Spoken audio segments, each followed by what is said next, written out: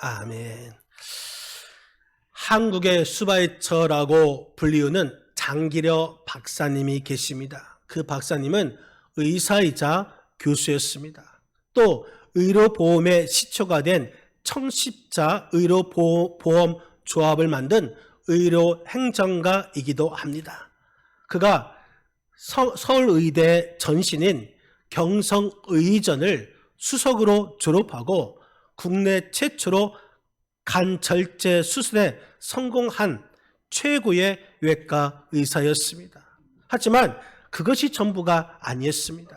평생 집안채 없이 자신이 설립한 부산복음병원, 다시 말해서 오늘날 고신대 병원을 말하고 있습니다. 고신대 병원 옥탑방에서 살았고 그가 가난한 환자들의 수술비를 대신 내주고 있었습니다. 그래서 월급 명세에서는 늘 적자였고 병원도 재정의 손실을 볼 수밖에 없었습니다. 그래서 결국 병원 측에서는 입원비 지원 결정을 장기려 원장이 내릴 수 없도록 조치를 취했습니다. 그랬더니 이 장기려 박사님이 입원비가 없어 퇴원을 못하는 환자들에게 뒷문을 열어놓을 테니 몰래 도망가라고 알려주기까지 했습니다. 그는 죽는 순간까지 집 한 채, 땅 한 평 가지지 않았고 평생 옥탑방에서 홀로 살았습니다. 6.25 때 내려왔는데 그때의 아내와 자녀를 두고 내려왔습니다. 그리고 이산가족 상봉할 때에 다른 가족이 다 찾은 다음에 자기는 맨 뒤에 찾겠다 하면서 찾지를 않았습니다. 그래서 옥탑방에서 홀로 지냈습니다. 그러면서 그가 이렇게 고백합니다. 늙어서 가진 것이 별로 없다는 것은 기쁨이기는 하나 죽었을 때에 물레밖에 안 남겼다는 간디에 비하면 나는 아직도 가진 것이 너무 많다. 여러분, 장기려 박사님은 부산복음병원 이사장으로 있을 때에 그를 쫓아내고 병원을 차지하려는 사람들이 있었습니다. 결국 그의 편에 섰던 이 장기려 박사님의 편에 섰던 이 젊은 수련의들로 인해서 폭력 사태까지 일어나게 되었습니다. 그 중에 최중록 수련의도 있었는데 2개월 형을 받게 되었습니다.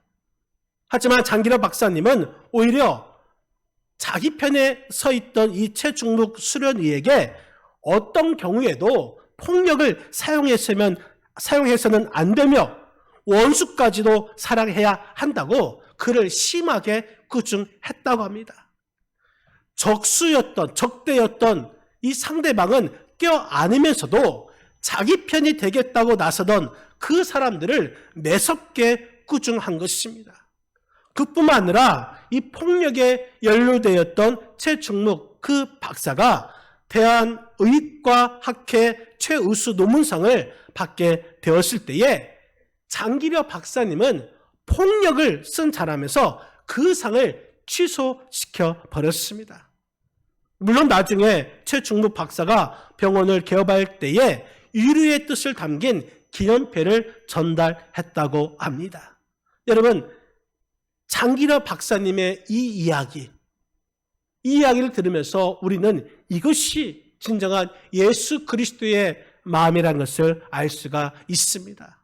바라기는 우리들도 이 장기려 박사님이 사는 것처럼 그리스도 예수의 마음을 품고 살아갈 수 있는 진정한 그리스도인이 다 되시기를 주님의 이름으로 간절히 축원드립니다. 오늘 본문의 말씀을 보면은 빌립보 교회, 이 교회는 사도 바울에 대한 사랑도 있었습니다. 또한 복음 전파에 대한 열정도 있었습니다. 하지만 이 성도들이 하나로 연합하지 못하고 분쟁하는 그 상태에 있었습니다. 그래서 사도 바울은 이 빌립보 교회에게 이렇게 권면하고 있는 것입니다. 오늘 본문 5절 말씀 우리 다 같이 한 목소리로 읽겠습니다. 너희 안에 이 마음을 품으라 곧 그리스도 예수의 마음이니. 너희 안에 이 마음을 품으라. 그리스도 예수의 마음, 이 마음을 품으라고 권면하고 있습니다. 예수님의 마음을 품고 살라는 것입니다. 예수님께서 나를 사랑하신 그 마음을 품고 살라는 말씀인 것이죠. 사도 바울이 빌립보 교회에게 그리스도의 행동을 본받으라 이렇게 말하지 않고 그리스도의 마음을 품으라 이렇게 말한 이유가 무엇일까요? 여러분, 겉으로 드러난 행동보다 마음이 더 중요하다고 여겼기 때문 것입니다. 마음은 몸보다 훨씬 더 중요합니다. 마음은 행동의 원천입니다. 행동을 가능하게 하는 원동력이 되는 것입니다. 내가 어떤 마음을 품었느냐에 따라서 나의 행동이 달라지게 되는 것이죠. 그렇기 때문에 사도 바울은 그리스도 예수의 마음을 품으라 말한 것입니다. 바라기는 우리들도 이 시간에 그리스도 예수의 마음을 품어야 되는 줄 여러분 믿으시기를 바랍니다. 오늘 본문의 말씀을 통하여서 우리가 품어야 할 예수 그리스도의 마음을 발견하시기를 주님의 이름으로 간절히 축원드립니다. 그렇다면 우리가 품어야 할 그리스도 예수의 마음은 무엇일까요? 우리가 어떤 마음으로 행해야 할까요? 먼저 우리는 그리스도의 하나된 마음으로 행해야 될 것입니다. 오늘 본문 2절 말씀, 2절 우리 다 같이 합독하시겠습니다. 마음을 같이하여 같은 사랑을 가지고 뜻을 합하여 한 마음을 품어. 아멘. 한 마음을 품어. 여러분, 한 마음을 품다. 의지적으로 뜻을 합하다라는 의미인 것입니다. 무엇을 하든지 같은 마음을 품어야 하는 것입니다. 사도 바울은 예수 그리스도 안에서 같은 마음을 품고 살아가는 것, 이것이 진정한 그리스도인으로서 올바른 태도라는 것을 강조하고 있습니다. 여러분, 그런데 같은 마음을 품는다, 그것은 그리 쉬운 일이 아닙니다. 나누어진 그 마음을, 같은 마음을 품는다, 그것은 사실 어렵습니다. 그러나 우리는 할 수가 있습니다. 어떻게 해요? 예수 그리스도 안에 있으면 같은 마음을 품게 되는 줄 여러분 믿으시기를 바랍니다. 우리 교회가 예수 그리스도 안에 있을 때에 같은 마음을 품을 수가 있는 것입니다. 사람을 세우는 일에 같은 마음이 되고 또한 교회를 세우는 일에 같은 마음을 품어야 하는 것입니다. 예수 안에서 마음을 같이하여 같은 사랑을 가지고 뜻을 합하여 같은 마음을 품을 수 있는 그런 성도들은 반드시 기적을 보게 되는 줄 여러분 믿으시기를 바랍니다. 여러분, 마틴 루터와 이 울리치 찌븐길리라는 이 종교 개혁자들이 있습니다. 마틴 루터와 찌븐길리가 종교 개혁을 해야 한다라는 그 신념은 하나였습니다. 그런데 서로 의논만 하면은 의견이 합해지지 않는 것입니다. 서로 일치가 되지 않아서 서로 자기의 의견을 내세우다 보니까 다투기만 합니다. 그러다가 헤어지면 또 그게 아쉬워서 다시 만나서 또 이야기를 하고 이런 애증의 관계를 갖고 있었습니다. 도무지 의견이 일치가 되지 않았습니다. 그래서 둘이 이제 우리가 산에 가서 좀 머리 좀 식히자. 그래서 산속에 함께 갔습니다. 계곡물이 흐르는 골짜기를 걸어가던 그들에게 하나의 외나무 다리를 발견하게 됩니다. 그런데 외나무 다리 양쪽에서 염소 한 마리씩 걸어오고 있었습니다. 한가운데서 염소가 서로 만납니다. 두 사람은 그것을 보면서 이렇게 생각합니다. 반드시 저 두 염소는 서로 받으면서 싸울 거야. 이런 모습을 연상하고 있었습니다. 그런데 의외로 한 마리 염소가 그 다리 위에 납작 엎드리는 것입니다. 그리고 그 순간 또 다른 한 마리가 그 염소 위에 그 염소를 밟고 지나가는 것입니다. 그것을 보게 된 것이죠. 지나간 후에 그 염소는 다시 일어나서 제 갈 길을 가는 것입니다.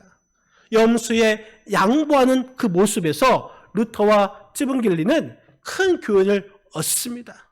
그래서 서로 힘을 합쳐 종교개혁을 같이 하는 그런 마음으로 동반자가 되었고 함께 종교개혁을 일으키게 된 것입니다.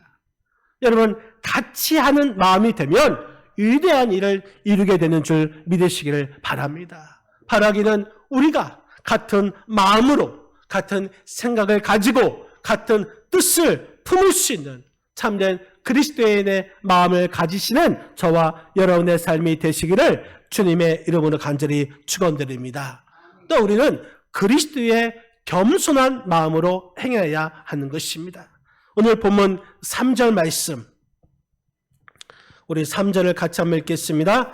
아무 일에든지 다툼이나 허영으로 하지 말고 오직 겸손한 마음으로 각각 자기보다 남을 낮게 여기고.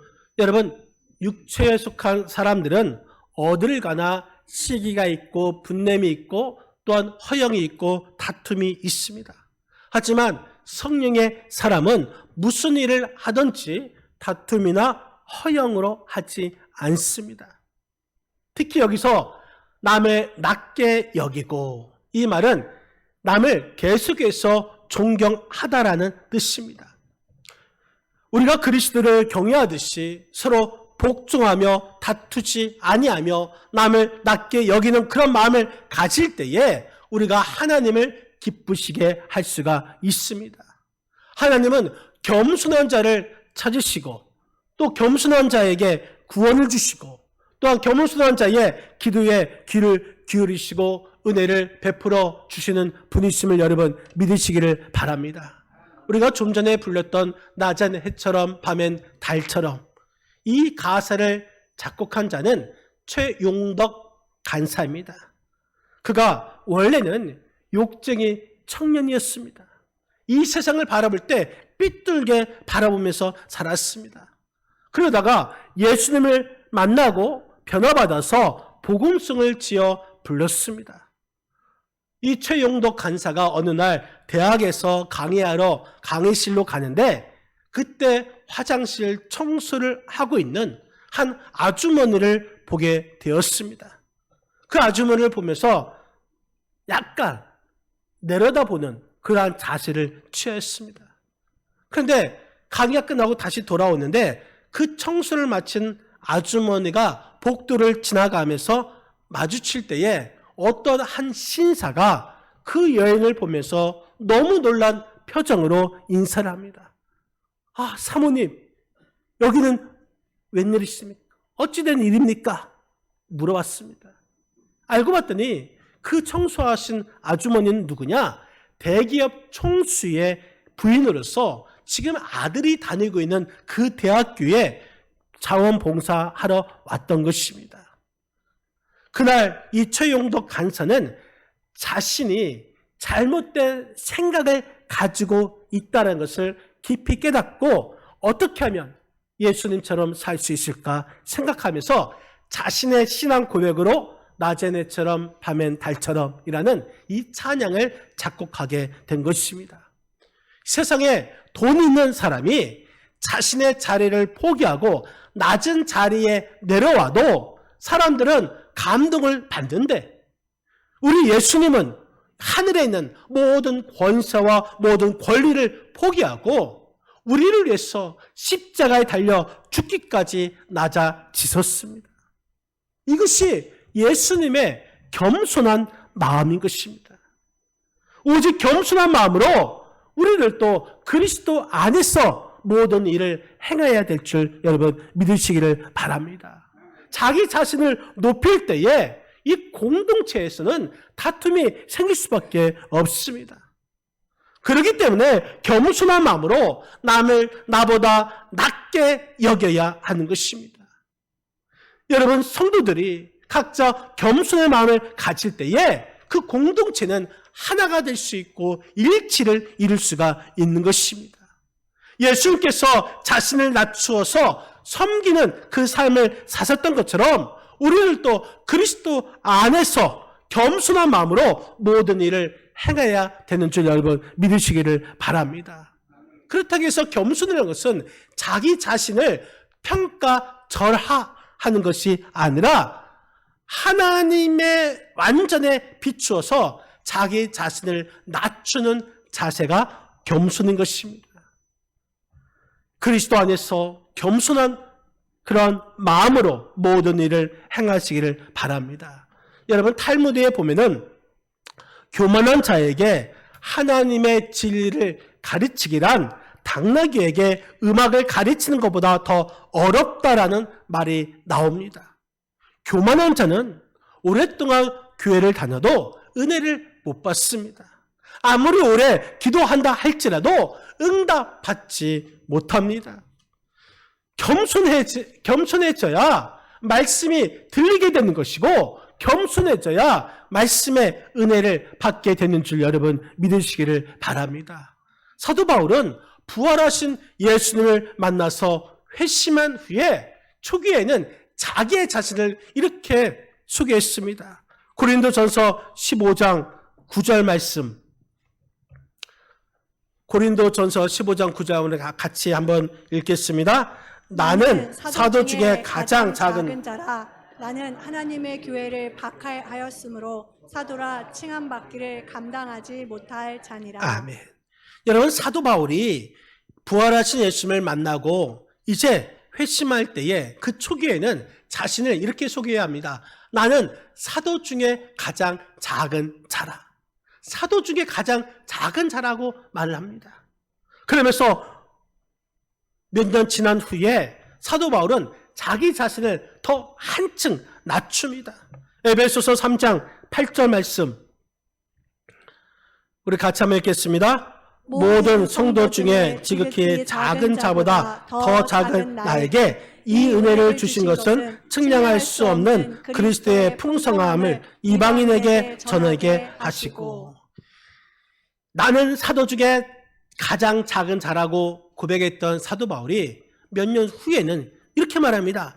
모든 성도 중에 지극히 작은 자다. 모든 성도들 중에서 지극히 작은 자라고 자기 자신을 소개하고 있습니다. 그러면서 이제는 사도 바울이 자신의 생애가 끝날 무렵에는 자신을 더 낮추어 말하고 있습니다. 디모데전서 1장 15절 말씀 같이 한번 읽겠습니다. 믿보다 모든 사람이 받을 만한 이 말이요 그리스도 예수께서 죄인을 구원하시려고 세상에 임하셨다 하였도다. 죄인 중에 내가 괴수느니라. 여러분 지극히 작은 사도라고 말했던 사도 바울이 몇 년이 지난 후에 이제는 성도 중에 지극히 작은 자라고 소개하고 있고 더 나아가서 생애 끝무렵에는 죄인 중에 괴수라고 자신을 낮추는 사도 바울을 볼 수가 있습니다. 이처럼 사도 바울은 예수 그리스도의 낮아지는 마음, 겸손한 마음을 품었습니다. 바라기는 우리를 또 그리스도 예수의 겸손한 그 마음을 품으면서 행하시는 저와 여러분의 삶이 되시기를 주님의 이름으로 간절히 축원드립니다. 그러면서 또한 그리스도의 돌보는 그 마음으로 우리는 행해야 할 것입니다. 오늘 본문 4절 말씀 빌립보서 2장 4절 우리 같이 한번 읽겠습니다. 각각 자기 일을 나의 기쁨을 충만하게 하라. 아멘. 돌보아. 여러분 이 돌보아라는 이 말은 세심한 관심을 가지고 바라보다라는 의미인 것입니다. 다른 사람의 일을 마치 자기 일처럼 돌아보는 것을 말하고 있는 것이죠. 형제들에게 관심을 가지고 그들의 유익을 위해서 노력하며 돌아볼 때에 교회의 연합이 이루어질 수가 있는 것입니다. 그렇기 때문에 성도는 먼저 하나님께서 주신 그 사명, 직분, 그것을 먼저 돌봐야 되는 것입니다. 4절에 각각 자기 일을 돌볼 뿐더러 우리가 먼저 내게 주신 사명, 직분을 돌봐야 되는 것이죠. 내게 주신 사명과 직분을 소홀히 하면서 남의 일에 참견하고 비판만 해서는 화합을 이룰 수가 없습니다. 먼저 자신의 사명과 직분에 충성하는 자가 되어야 할 것입니다. 그러면서 한 걸음 더 나아가서 다른 사람의 일이나 형편을 돌보아야 하는 것입니다. 교회는 공동 운명체입니다. 나 한 사람이 잘 되는 것, 그것으로 결코 행복할 수가 없습니다. 다른 성도들도 잘 돼야지 진정한 행복에 이를 수가 있는 것입니다. 여러분, 그렇기 때문에 우리들도 다른 성도들을 돌보고 도와야 할 것입니다. 설악산의 마지막 지객군 임기종 씨가 있습니다. 이 임기종 씨는 지금 66세인데 자신이 이 품삯을 모아서, 평생 품삯을 모아서 1억 원을 기부했습니다. 한 번은, 여러분, 이 한 번 그 산에 올라가는데 그가 받는 품삯이 3만 원이라고 합니다. 그러면 1억 원을 받기 위해서는 몇 번 올라갔다 와야죠? 계산이 안 되죠. 3,333번입니다. 그 정도 왔다가 그 정도 산에 오른 금액이 1억 원입니다. 이 사람은 6남매 중에서 셋째로 태어났는데 정말 그 가정이 찢어지게 가난했습니다. 그 때문에 학업을 일찍 포기할 수밖에 없었습니다. 생계를 위해서 머슴살이를 하고 막노동, 닥친 대로 일을 하다가 그가 나이 16세 때에 설악산에 들어와서 지객군이 되었습니다. 한창 때는 이 지게에다가 냉장고 130kg 되는 그 냉장고를 지고서 저기 설악산에 올라갔다고 합니다. 그러니까 지금은 나이가 들어서 한 달에 한 번만 올라가고 약 40kg 정도 지고 다닌다고 합니다. 이렇게 힘들게 번 돈, 그 대부분을 자신보다 어려운 이웃을 위해서 쓰고 있다는 것이죠. 요양시설, 장애인 학교에 이 의문품을 전달하고 주위에 있는 홀로 사는 노인들에게 생필품을 사다 드립니다. 그럴 때에 사람들이 미쳤다고 말합니다. 제 앞가림도 못하면서 노후 대책이나 세우라고 말하는 사람이 있다는 것이죠. 왜냐하면 자신의 아내는 장애인입니다. 그리고 자신의 아들은 장애인인데 이 시설에 들어간 중증 장애인입니다. 그러니까 사람들이 저 사람이 미쳤다고, 자기 앞가림이나 잘하라고 그렇게 말을 한 것이죠. 그런데 이분은 돈을 움켜쥐는 있는 것이 오히려 죄스럽게 느끼고 오히려 돌보는 마음으로 어려운 사람들을 위해서 선행을 하면 기쁘고 행복하다는 것입니다.